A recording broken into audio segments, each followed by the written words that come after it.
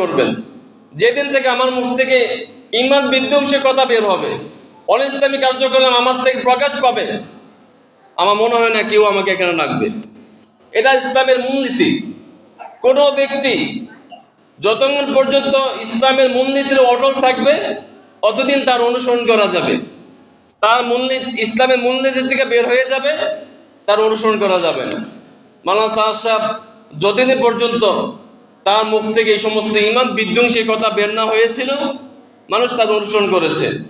যখনই তার থেকে একের পর এক ধারাবাহিকভাবে একটি দুইটা কথা নয়, অসংখ্য কথাবার্তা ঈমান বিধ্বংসী, ইসলাম বহির্ভূত, কোরআনের সাথে সাংঘর্ষিক, নবীজি হাদিসের সাথে সাংঘর্ষিক এই সমস্ত কথাবার্তা বের হয়েছে, ওলামা ইকরাম তাকে বয়কট করেছে।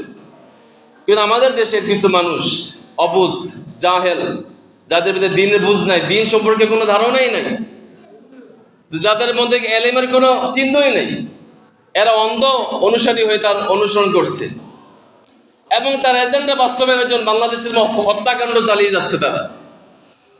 দেখেন, যে মানুষগুলো জীবনভর মানুষকে বয়ান করছে, দাওয়াত দিছে, একরামুল মুসলিমিন, মানুষের একরাম করো। কি একরাম দাওয়াত দিছে? যে আমার কথা দ্বারা যদি কেউ আঘাত পায়, আমি তার কাছে সঙ্গে সঙ্গে মাপ চেয়ে নিব কথার মাধ্যমে। এমনকি লোকটা অন্যায় করেছে, আমি তাকে শাসন করছি, তারপর যদি সে যদি মনে কষ্টে পেয়ে থাকে, তাতে মাপ চেয়ে নেওয়া। এমন বয়ান করার পরে এই লোকগুলোই আবার কিভাবে দেশের আলেমদের উপর হামলা করে, কিভাবে সাধারণ মাদ্রাসার ছাত্রদের রক্ত দ্বারা তার হাতকে রঞ্জিত করে, কিভাবে রাতের আধারে নিরহ মানুষের উপর তারা হত্যাযজ্ঞ চালায়। এরা কখনোই মুসলিম জামাতের তাবলিগ জামাত হতে পারে, এরা সন্ত্রাসী গোষ্ঠী। বাংলাদেশের 98% ওলামায়ে কেরাম, একটা দেশের একটা ভূখণ্ডের 98% আলেম কখনো ভুল সিদ্ধান্ত নিতে পারে না। দুই একজন নিতে পারে, কিন্তু 98% আলেম একটা ভুল সিদ্ধান্ত কখনো নিতে পারে না। বাংলাদেশের 98% মুসলমান ওলামায়ে কেরাম এ মাওলানা সাহাদ সাহেবকে গোমরাহ ঘোষণা দিয়েছে এবং তাদের সাথে কোনো সম্পর্ক থাকবে না এমন ঘোষণা দিয়েছে। ওলামায়ে কেরাম তো বৃহত্তম ওলামায়ে কেরামের জামাত, এমন সিদ্ধান্ত কখনো ভুল হতে পারে না। অবশ্যই তারা বুঝেশুনে দিয়েছেন, কিন্তু যারা ওলামায়ে কেরামকে সিদ্ধান্ত অবজ্ঞা করে সন্ত্রাসী কর্মকাণ্ড চালায়, এদের তাবলিগ কখনো তাবলিগ না, এরা সন্ত্রাসী গোষ্ঠী। দেখেন, গতকাল একটা নয় দিগন্ত একটা আর্টিকেল পড়লাম, বড় একটা আর্টিকেল, সেখানে বেশ কিছু তথ্য প্রকাশ করলো। এই সাতপন্থীরা, সাদ সাহেব অনুসারীরা, এরা ইসরায়েলের সাথে সরাসরি যোগাযোগ আছে এদের, এবং ইসরায়েল এজেন্ডা বাস্তবায়ন করার জন্য চেষ্টা চালিয়ে যাচ্ছে ওরা। এবং ওরা সরাসরি ইসরায়েলের সফর করে ওখান থেকে বেশ কিছু অর্থ কালেকশন করছে ওরা।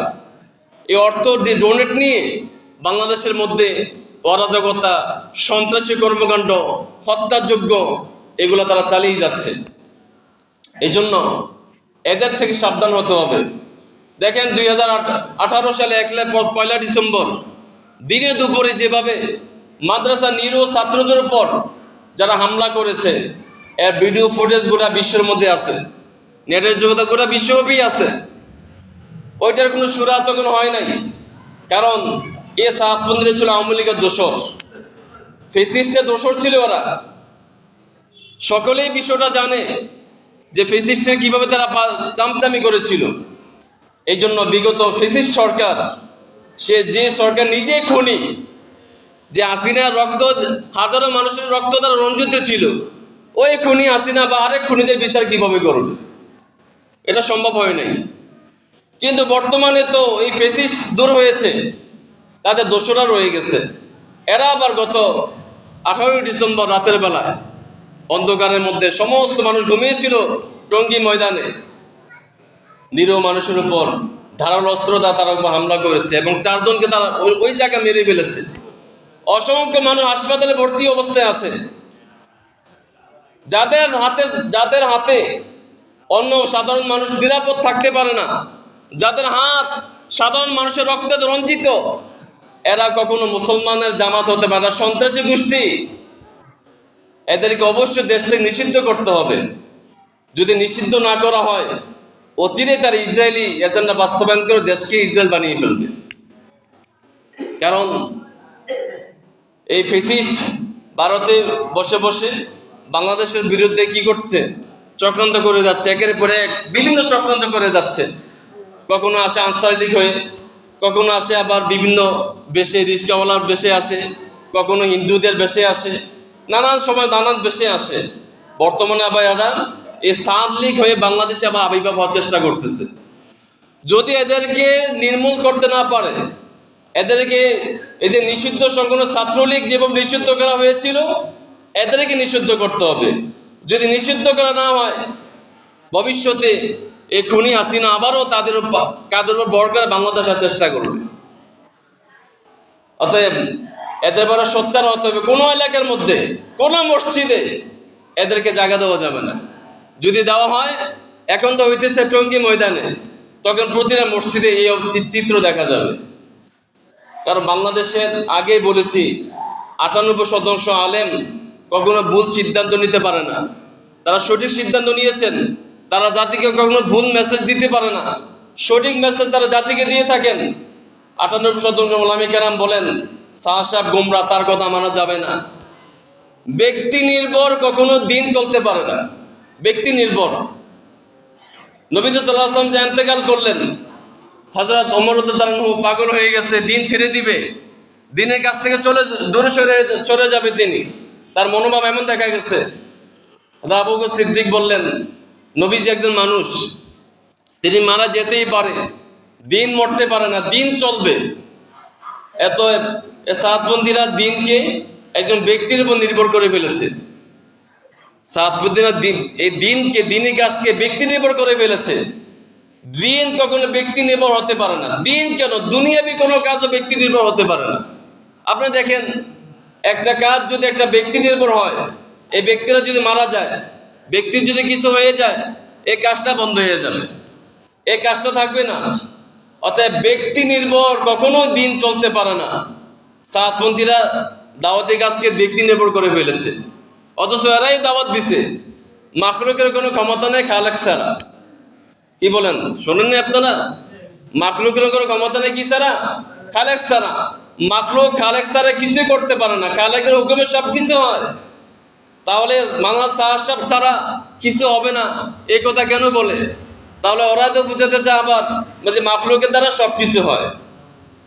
এই জন্য এদের সন্ত্রাসী কর্মকাণ্ড দেশের জন্য এক ভয়াবহ পরিস্থিতি বয়ে আনবে, ডেকে আনবে। এই জন্য এদেরকে প্রতিহত করতে হবে। সারা দেশ থেকে আওয়াজ তুলতে হবে, প্রতিটা অঙ্গন থেকে। দেখেন, দিন বাদ দিলাম এক জায়গায় রাখি, কোন সন্ত্রাসী কর্মকাণ্ড আমাদের দেশে প্রতিষ্ঠিত হবে, এরা আমরা কেউ চাই না। আবারও পলাতক খুনি হাসিনা দেশে ফিরে আসবে, আমরা এরাও কেউ চাই না।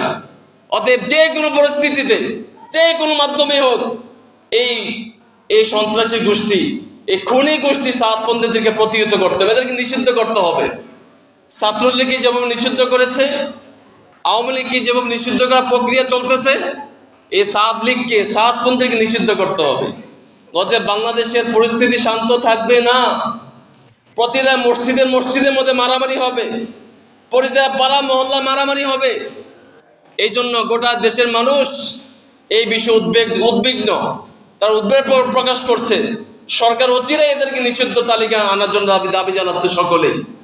এই জন্য আগামী সোমবার আমাদের চান্দিনা মোকামবাড়ি মসজিদ থেকে এই সাদি গোষ্ঠী, সন্ত্রাসী গোষ্ঠী, ইসরায়েলি গোষ্ঠী, এদেরকে নিষিদ্ধ করার দাবিতে চান্দিনা থানার ওলামা কেরাম এবং সর্বস্তরের জনতা ওখানে বিক্ষোভ মিছিল করবে সকাল 10টায়, সোমবার সকাল 10টায়। সেখানে সকলে উপস্থিত থাকবো, আমরা যাবো তো ইনশাল্লাহ। বাংলাদেশ থেকে সাতপন্থীদেরকে নির্মূল করার জন্য যত চেষ্টা, যত সাধনা করতে হয় আমরা করবো ইনশাল্লাহ। আল্লাহ সবাইকে বোঝার তৌফিক দান করুন, আমিন।